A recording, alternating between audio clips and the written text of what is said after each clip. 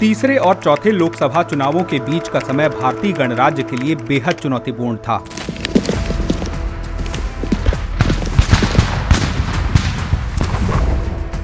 जहां एक तरफ साल 1962 में चीन के साथ 1 महीने तक चले युद्ध में मिली हार ने पूरे देश को झकझोर कर रख दिया था, तो दूसरी ओर देश ने पहले प्रधानमंत्री जवाहरलाल नेहरू को 27 मई 1964 को खो दिया।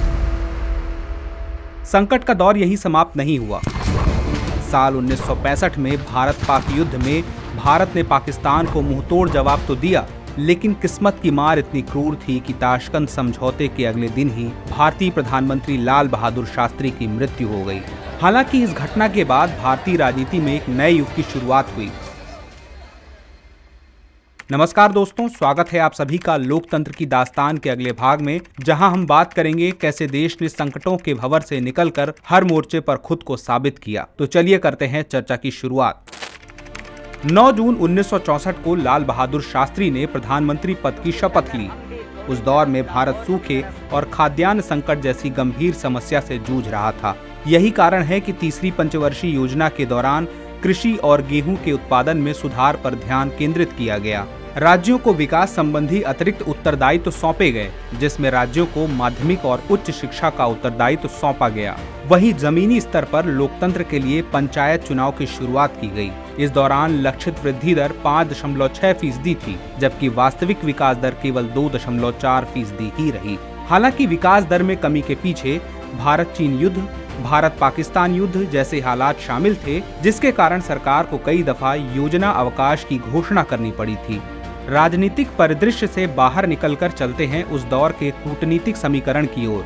देश चीन से युद्ध के दंश से अब तक उबरा भी नहीं था कि भारत से ही जन्मे मुल्क पाकिस्तान ने भारत पर हमला कर अपने नापाक इरादों को अंजाम दिया। 1965 के अगस्त से लेकर सितंबर तक करीब 1.5 महीने चले इस युद्ध में भारत ने अपने अदम्य साहस का परिचय दिया। इस दौरान अमेरिका ने भारत पर खूब दबाव बनाया, यहाँ तक कि उसने भारत द्वारा किए जाने वाले गेहूं के आयात पर भी रोक लगा दी थी। हालांकि तत्कालीन प्रधानमंत्री शास्त्री जी ने देशवासियों से लगभग हफ्ते भर तक एक समय का भोजन छोड़ने का आह्वान किया। समय ने करवट ली और संयुक्त राष्ट्र के प्रस्ताव पर दोनों देश युद्ध विराम पर सहमत हुए। इस दौरान एक दिलचस्प वाकया भी हुआ। दरअसल जब युद्ध के बाद ताशकंद समझौते के दौरान भारतीय प्रधानमंत्री से पूछा गया कि आप कद में काफी छोटे हैं, जबकि पाकिस्तान के राष्ट्रपति अयूब खान काफी लंबे हैं, आप उनका सामना कैसे करेंगे, तो बेहद संजीदगी से शास्त्री जी ने उत्तर दिया था कि वो सिर झुकाकर बात करेंगे और मैं सिर उठाकर।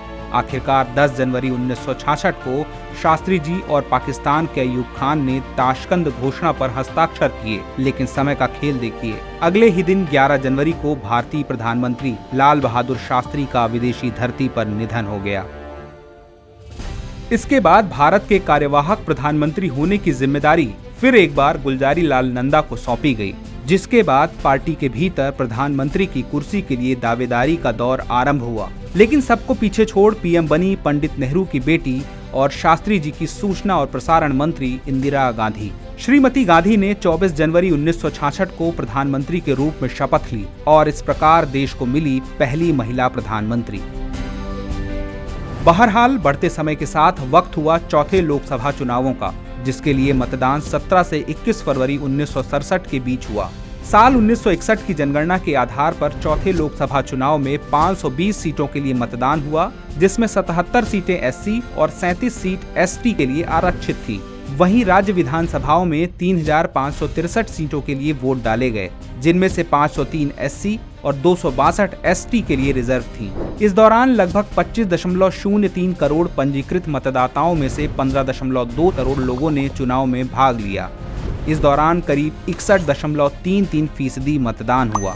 वोटिंग के इस हाई परसेंटेज को उस समय की सरकार के प्रति लोगों के गुस्से की अभिव्यक्ति के रूप में देखा गया, जो आज भी उच्च मतदान की एक लोकप्रिय व्याख्या है। वहीं यह लोकसभा और राज्य विधानसभाओं के लिए एक साथ आखिरी चुनाव हुआ था। इसके बाद वन नेशन वन इलेक्शन का दौर समाप्त हो गया।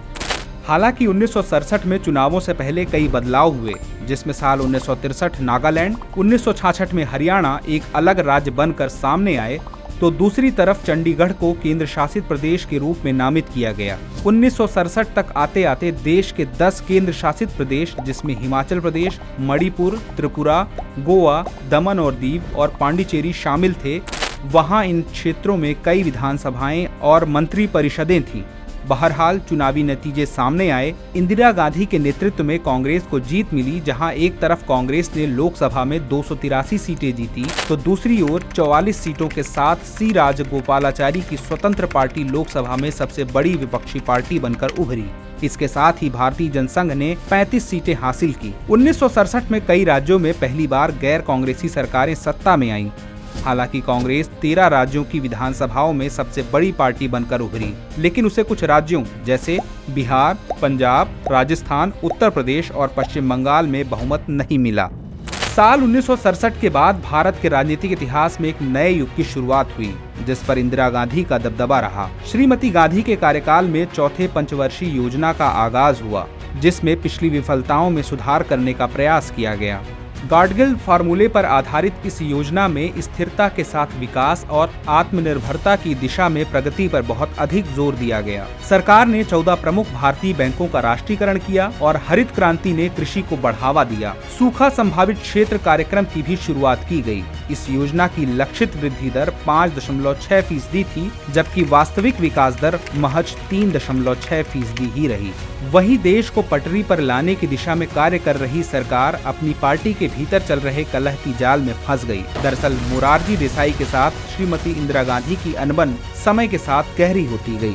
आलम यह हुआ कि आगे जाकर 12 नवंबर 1969 को कांग्रेस औपचारिक रूप से सिंडिकेट के नेतृत्व वाली कांग्रेस संगठन और इंदिरा गांधी के कांग्रेस रिक्विजिशनिस्ट गुट में विभाजित हो गई। यहाँ तक कि जब कांग्रेस के दो गुटों ने पार्टी के मूल प्रतीक जुए के साथ 2 बैल को बनाए रखने के लिए लड़ाई लड़ी। 11 जनवरी 1971 को भारत के चुनाव आयोग ने निर्णय लिया कि श्रीमती गांधी द्वारा समर्थित जगजीवन राम के नेतृत्व वाली कांग्रेस ही असली कांग्रेस थी। हालांकि सुप्रीम कोर्ट ने आदेश पर रोक लगा दी और अपने फैसले में कहा कि किसी भी समूह को अविभाजित पार्टी का प्रतीक नहीं मिलेगा। 25 जनवरी 1971 को ईसीआई ने कांग्रेस ओ को महिला द्वारा चलाया जा रहा चरखा आवंटित किया, तो वहीं इंदिरा गांधी की कांग्रेस आर को बछड़ा और गाय चुनाव चिन्ह दिया गया। बहरहाल राजनीतिक उठापटक के बीच चौथी लोकसभा अपने कार्यकाल की समाप्ति से लगभग 15 महीने पहले 27 दिसंबर 1970 को भंग कर दी गई। आजादी के बाद यह पहला मौका था जब तय समय से पहले ही लोकसभा भंग कर दी गई हो। कांग्रेस की आपसी कलह का लाभ अन्य राजनीतिक समूहों को मिला। वहीं बदलते समय के साथ भारत ने अंतर्राष्ट्रीय स्तर पर अपनी पकड़ मजबूत की और इसके साथ ही जानेंगे अगले एपिसोड में कि आखिर क्यों 5वीं लोकसभा आज भी इतिहास के पन्नों में एक अहम स्थान रखती है। तो दोस्तों, जल्द ही मिलते हैं लोकतंत्र की दास्तान के अगले भाग में। जय हिंद। डियर व्यूअर्स, अपने एग्जाम की तैयारी को और बेहतर करने के लिए हमारे चैनल को लाइक, शेयर और सब्सक्राइब करना न भूलें।